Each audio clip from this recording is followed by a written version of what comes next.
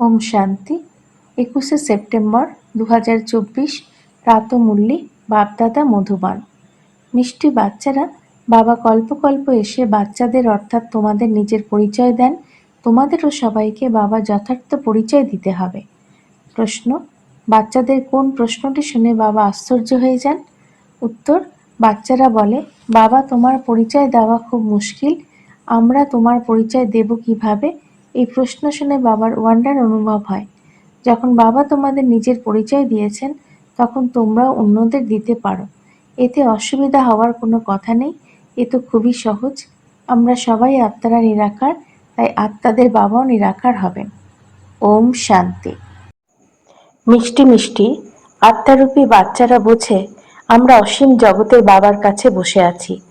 এই কথাও জানে অসীম জগতের বাবা এই রথেই আসেন।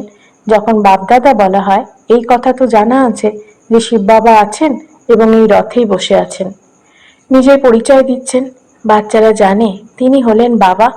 বাবা মত দেন যে রুহানি পিতাকে স্মরণ করো তো পাপ ভস্য হয়ে যাবে, যাকে যোগ অগ্নি বলা হয়। এখন তোমরা বাবাকে তো জেনে গেছো, তাহলে কখনো এমনও বলবে নাকি যে বাবার পরিচয় কিভাবে দেব? তোমরা যদি অসীম জগতের পিতার পরিচয় জানো তাহলে অবশ্যই দিতে পারবে। পরিচয় দেবে কিভাবে এই প্রশ্ন উঠতে পারে না। যেমন তোমরা বাবাকে জেনেছ, তেমনি তোমরা বলতে পারো যে আমরা হলাম আত্মা, আমাদের পিতা হলেন একজনই। এতে কনফিউজড হবে কেন? কেউ কেউ বলে, বাবা আপনার পরিচয় দেওয়া খুব মুশকিল কাজ। আরে বাবার পরিচয় দেওয়া এতে অসুবিধা হওয়ার কোনো কথা নেই। জন্তুরাও ইঙ্গিতে বুঝে নেয় আমি অমুকের সন্তান। তোমরাও জানো যে আমরা হলাম আত্মা, তিনি আমাদের পিতা। আমরা আত্মারা এখন এই শরীরে প্রবিষ্ট রয়েছি। যেমন বাবা বুঝিয়েছেন আত্মা হলো অকাল মূর্তি, এমন নয় যে আত্মার কোনো রূপ নেই। বাচ্চারা চিনেছে খুব সিম্পল এই কথা। আত্মাদের একজনই নিরাকার পিতা আছেন। আমরা সব আত্মারা হলাম ভাই ভাই, এক পিতার সন্তান। বাবার কাছে উত্তরাধিকার প্রাপ্ত হয়। এই কথাও জানে এমন কোনো বাচ্চা দুনিয়ায় নেই যে বাবা ও তার রচনার কথা জানে না। বাবার কাছে কি সম্পত্তি রয়েছে তারা সব জানে। এটা হলোই আত্মা ও পরমাত্মার মেলা, এ হলো কল্যাণকারী মেলা। বাবা হলেন কল্যাণকারী, অনেক কল্যাণ করেন। বাবার পরিচয় পেয়ে তোমরা বুঝতে পারো অসীম জগতের বাবার কাছ থেকে আমরা অসীমিত উত্তরাধিকার প্রাপ্ত করি। তারা সন্ন্যাসী গুরু, তাদের শিষ্যদের গুরুর উত্তরাধিকার নিয়ে কিছু জ্ঞান থাকে না। গুরুর কাছে কি সম্পত্তি আছে এই কথা শিষ্যরা জানে না। তোমাদের বুদ্ধি তো আছে, তিনি হলেন শিব বাবা, সম্পত্তিও বাবার কাছে থাকে। বাচ্চারা জানে অসীমের পিতার কাছে সম্পত্তি আছে, বিশ্বের বাদশাহী স্বর্গ। বাচ্চারা এই কথা তোমরা ছাড়া আর কারো বুদ্ধিতে নেই। লৌকিক পিতার কাছে কি সম্পত্তি আছে সেসব তার সন্তানরাই জানে। এখন তোমরা বলবে আমরা জীবিত অবস্থায় পারলৌকিক বাবার আপন হয়েছি, তার কাছে কি উত্তরাধিকার প্রাপ্ত হয় সে সবও জানো। আমরা প্রথমে শূদ্র কুলে ছিলাম, এখন ব্রাহ্মণ কুলে এসেছি। এই নলেজ আছে যে বাবা এই ব্রহ্মা দেহে আসেন, তাকে প্রজাপিতা ব্রহ্মা বলা হয়। তিনি তো হলেন সব আত্মাদের পিতা, এনাকে গ্রেট গ্রেট গ্র্যান্ডফাদার বলা হয়। এখন আমরা এনার সন্তান হয়েছি। শিব বাবার জন্য তো বলা হয় তিনি সর্বদা হাজির রয়েছেন, তিনি হলেন সর্বজ্ঞানী। এই কথাও তোমরা বুঝেছ যে তিনি কিভাবে রচনার আদি মধ্য অন্তের নলেজ প্রদান করেন। তিনি হলেন সব আত্মাদের পিতা, তার উদ্দেশ্যে নাম রূপহীন বলা তো মিথ্যা। তার নাম রূপও মনে আছে, রাত্রিও পালন করা হয়, জয়ন্তী তো মানুষের হয়। শিব বাবার রাত্রি বলা হয়। বাচ্চারা বোঝে রাত্রি কাকে বলে। রাতে ঘোর অন্ধকার থাকে, অজ্ঞানতার অন্ধকার, তাই না?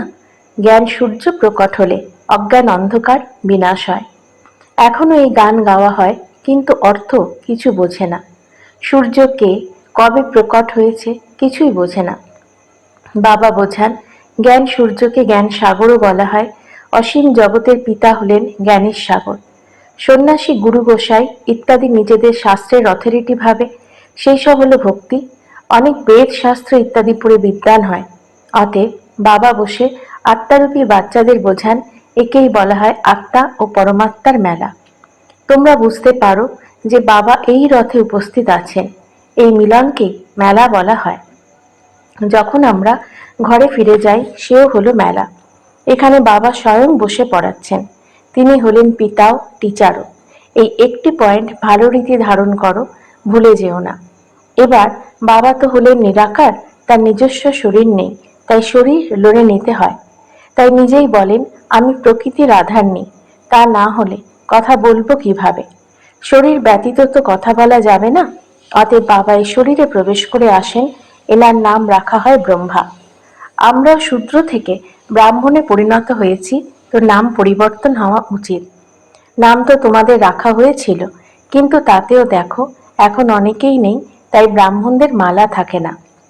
ভক্তমালা রুদ্রমালার গায়ন আছে, ব্রাহ্মণদের মালা থাকে না। বিষ্ণুর মালা তো আছে।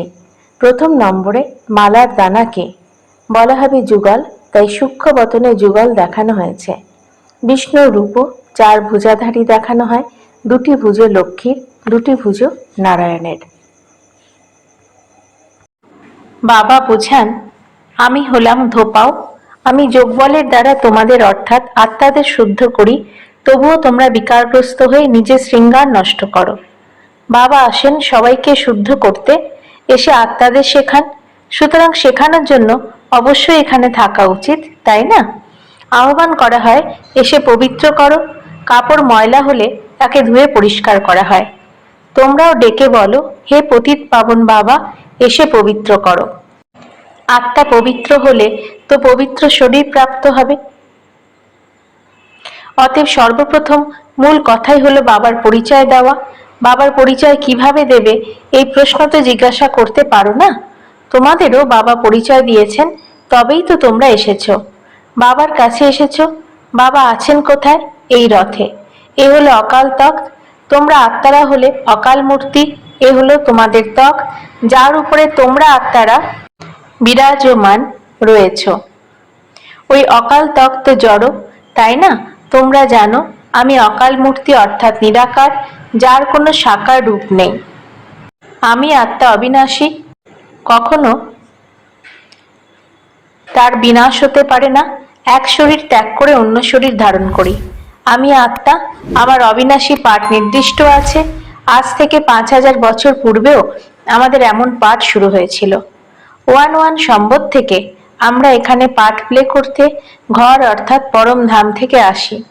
এটা হলেই 5000 বছরের চক্র। তারা তো লক্ষ বছর বলে দেয়, তাই অল্প বছরের সময়কাল চিন্তা করে না। অতএব বাচ্চারা এমন কখনো বলতে পারবে না যে আমরা বাবার পরিচয় কাউকে কিভাবে দেব। এমন এমন প্রশ্ন জিজ্ঞাসা করলে আশ্চর্য অনুভব হয়। আরে তোমরা বাবার আপন হয়েছ, তাহলে বাবার পরিচয় দিতে পারবে না কেন? আমরা সবাই হলাম আত্মা, তিনি হলেন আমাদের পিতা, সর্বজনের সদ্গতি করেন। সদ্গতি কবে করবেন এই কথাও তোমরা এখন জেনেছ। কল্প কল্প কল্পের সঙ্গম যুগে এসে সকলের সদ্গতি করবেন। তারা তো ভাবে এখনো 40,000 বছর বাকি আছে এবং আগেই বলে দেয় নাম রূপহীন। এবার নাম রূপহীন কোনো কিছু হয় না, পাথর কাকরেরও নাম থাকে, তাই না? তাই বাবা বলেন মিষ্টি মিষ্টি বাচ্চারা, তোমরা এসেছো অসীম জগতের পিতার কাছে। বাবাও জানেন অসংখ্য বাচ্চা রয়েছে। বাচ্চাদের এখন সসীম আর অসীমের ওপারে যেতে হবে। বাবা সব বাচ্চাদের দেখেন, জানেন এদের সবাইকে আমি নিয়ে যেতে এসেছি। সত্য জগতের সংখ্যা খুবই কম হবে। কতখানি ক্লিয়ার, তাই চিত্র দিয়ে বোঝানো হয়। নলেজ তো খুবই সরল, যদিও স্মরণের যাত্রার সময় লাগে। এমন পিতাকে কখনো ভুলে যাওয়া উচিত নয়। বাবা বলেন মামে কম স্মরণ করো তো পবিত্র হয়ে যাবে। আমি আসি পতীত থেকে পবিত্র করতে। তোমরা অকাল মূর্তি আত্মারা সবাই নিজের তখ্তে বিরাজমান আছো। বাবাও এই তখ্ত বা দেহের লোন নিয়েছেন। এই ভাগ্যশালী রথে বাবা প্রবিষ্ট হন। কেউ বলে পরমাত্মার নাম রূপ নেই, এ তো সম্ভব নয়। তাকে আহ্বান করা হয়, তার মহিমা বর্ণনা করা হয়, তো অবশ্যই কোনো স্বরূপ আছে। তমপ্রধান হয়ে যাওয়ার জন্য কিছু বোঝে না। বাবা বোঝান মিষ্টি মিষ্টি বাচ্চারা, এতগুলি 84 লক্ষ জনিত হয় না, আছেই 84টি জন্ম। পুনর্জন্ম সবার হবে, এমন তো নয় ব্রহ্মে বিলীন হবে। বা মোক্ষ প্রাপ্তি করবে। এ হলো পূর্ব নির্ধারিত ড্রামা, একটুও কম বেশি হতে পারে না। এই অনাদি অবিনাশী ড্রামা থেকেই আবার ছোট ছোট ড্রামা বা নাটক তৈরি করে। সেসব হলো বিনাশী। এখন তোমরা বাচ্চারা অসীমের জগতে দাঁড়িয়ে আছো। তোমরা বাচ্চারা এই জ্ঞান অর্জন করেছো যে আমরা কিভাবে 84 জন্মগ্রহণ করি। এখন বাবা বলছেন এর আগে কেউ জানতো না। ঋষি মুনিরাও বলতেন আমরা জানি না। বাবা আসেনি সঙ্গম যুগে এই পুরনো দুনিয়া পরিবর্তন করতে। ব্রহ্মা দ্বারা পুনরায় নতুন দুনিয়ার স্থাপনা করেন। তারা তো লক্ষ বছর বলে দেয়। লক্ষ বছর হলে পূর্বের কোনো কথা মনে আসবে না। মহাপ্রলয় কখনো হয় না। বাবা রাজ্য শেখান, ফলে তোমরা রাজত্ব প্রাপ্ত করো। এতে সংসার কোনো জায়গা নেই। তোমরা বাচ্চারা জানো প্রথম নম্বরে সবচেয়ে প্রিয় হলেন শিব বাবা, তারপরে নেক্সট প্রিয় হলেন শ্রীকৃষ্ণ। তোমরা জানো শ্রীকৃষ্ণ হলেন প্রথম প্রিন্স, নাম্বার 1। তিনিই পরে 84 জন্ম নেন। তারই অন্তিম জন্মে আমি প্রবেশ করি। এখন তোমাদের পতিত থেকে পবিত্র হতে হবে। পতিত পাবন হলেন একমাত্র বাবা। নদী কখনো পবিত্র করতে পারে না। এইসব নদী সত্য যুগেও থাকে, সেখানে জল খুবই শুদ্ধ থাকে, আবর্জনা ইত্যাদি কিছু থাকে না। এখানে তো কত ময়লা আবর্জনা পড়ে থাকে। বাবা দেখেছেন সেই সময় তো জ্ঞান ছিল না। এখন আশ্চর্য অনুভব করেন জল কিভাবে পবিত্র করতে পারে। অতএব বাবা বোঝাচ্ছেন মিষ্টি বাচ্চারা কখনো কনফিউজড হয়েও না যে বাবাকে কিভাবে স্মরণ করি। আরে তোমরা বাবাকে স্মরণ করতে পারো না? তারা হলো গর্ভের সন্তান, তোমরা হলে মুখবংশাবলী সন্তান। দত্তক সন্তানদের যখন বাবার কাছ থেকে উত্তরাধিকার প্রাপ্ত হয়, তারা কি পিতাকে ভুলতে পারে? অসীম জগতের পিতার কাছ থেকে অসীমের সম্পত্তি প্রাপ্ত হয়, তো তাকে কি ভুলে যাওয়া উচিত? লৌকিক বাচ্চারা পিতাকে ভুলে যায় কি? কিন্তু এখানে মায়ার বিরোধিতা আছে। মায়ার দুনিয়া চলে, সম্পূর্ণ দুনিয়া হলো কর্মক্ষেত্র। আত্মাই শরীরে প্রবেশ করে এখানে কর্ম করে। বাবা কর্ম অকর্ম বিকর্মের রহস্য বুঝিয়ে দেন। এখানে রাবণের রাজ্যে কর্ম বিকর্মে পরিণত হয়। স্বর্গে রাবণ রাজ্য নেই, তাই কর্ম অকর্ম হয়ে যায়, বিকর্ম হয় না। এই কথা তো খুবই সহজ। এখানে রাবণের রাজ্যে কর্ম বিকর্ম হয়, তাই বিকর্মের দণ্ড ভোগ করতে হয়। এমন বলাই হবে না যে রাবণ হলো অনাদি। না, অর্ধকল্প রাবণ রাজ্য হয়, অর্ধকল্প রাম রাজ্য হয়। তোমরা যখন দেবতা ছিলে তখন তোমাদের কর্ম ছিল অকর্ম। এখন এ হলো নলেজ। সন্তান যখন হয়েছ তখন পড়াশোনা তো করতেই হবে। ব্যাস, পড়াশোনার সময় ব্যবসা ইত্যাদির চিন্তন করাই উচিত নয়, কিন্তু গৃহস্থে থাকতে হবে, ব্যবসা ইত্যাদিও করতে হবে। বাবা বলেন পদ্মফুলের মতন থাকো, তবেই এমন দেবতা রূপে পরিণত হবে। সেই সব চিহ্ন বিষ্ণুকে দেওয়া হয়েছে, কারণ তোমাদের দিলে শোভা পাবে না। বিষ্ণুকে শোভা পায়, সেই বিষ্ণুর দুটি রূপ লক্ষ্মীনারায়ণ হবে। সেটা হলো অহিংস পরম দেবী দেবতা ধর্ম। না সেখানে কোনো বিকারের কামকাটারি থাকে, না থাকে কোনো লড়াই ঝগড়া। তোমরা ডবল অহিংসক হয়ে যাও। সত্য যুগের মালিক ছিলে তোমরা, নামই ছিল গোল্ডেন এজ, কাঞ্চন দুনিয়া। আত্মা ও শরীর দুই হয় কাঞ্চন। কাঞ্চন কায়া কে বানায়? বাবা। এখন তো হলো আয়রন এজ, তাই না? তোমরা বলো সত্যযুগ পার হয়েছে, গতকাল সত্যযুগ ছিল, তোমরা যা রাজত্ব করেছিলে। এখন তোমরা নলেজফুল হয়ে উঠছো। সবাই এরকম নলেজফুল হবে না। আচ্ছা, মিষ্টি মিষ্টি হারানিধি বাচ্চাদের প্রতি মাতা পিতা বাপদাদার স্মরণের স্নেহ সুমন আর সুপ্রভাত। আত্মাদের পিতা তার আত্মারূপী বাচ্চাদেরকে জানাচ্ছেন নমস্কার। আমাদেরও বাপদাদাকে ধন্যবাদ। নমস্কার। ধারণার জন্য মুখ্য সার: 1. আমি আত্মা অকাল সিংহাসনে বিরাজিত। এই স্মৃতিতে থাকতে হবে। সসীম এবং অসীমের ওপারে যেতে হবে, তাই সসীম জগতে বুদ্ধি লাগাবে না। 2.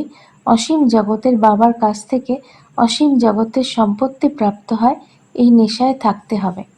কর্ম অকর্ম বিকর্মের গতি জেনে বিকর্ম থেকে মুক্ত থাকতে হবে। পড়াশোনার সময় ব্যবসা ইত্যাদি থেকে বুদ্ধি থেকে ফ্রি রাখতে হবে। বরদান: শ্রীমতের লাগামকে টাইট করে মনকে বশ করতে পারা বালক তথা মালিক ভব। দুনিয়ার মানুষ বলে যে মন হলো ঘোড়া, যে অনেক তেজ গতিতে ছুটতে থাকে, কিন্তু তোমাদের মন এদিক ওদিক ছুটতে পারবে না, কেননা শ্রীমতের লাগাম মজবুত আছে। যখন মন বুদ্ধি সাইট সিনকে দেখতে থাকে, তখন লাগাম ঢিলা হওয়ার কারণে মন চঞ্চল হয়। সেই জন্য যখন কোনো পরিস্থিতি আসবে, মন চঞ্চল হবে, তখন শ্রীমতের লাগাম টাইট করো, তাহলে গন্তব্যে পৌঁছে যাবে। আমি হলাম বালক তথা মালিক, এই স্মৃতির দ্বারা অধিকারী হয়ে মনকে নিজের বশে রাখো। স্লোগান: সদা নিশ্চয় থাকো যে যা কিছু হচ্ছে সেটা ভালোই হচ্ছে, আর যেটা হতে চলেছে সেটা আরো ভালো হতে চলেছে। তাহলে অচল অনড় থাকবে। ওম শান্তি।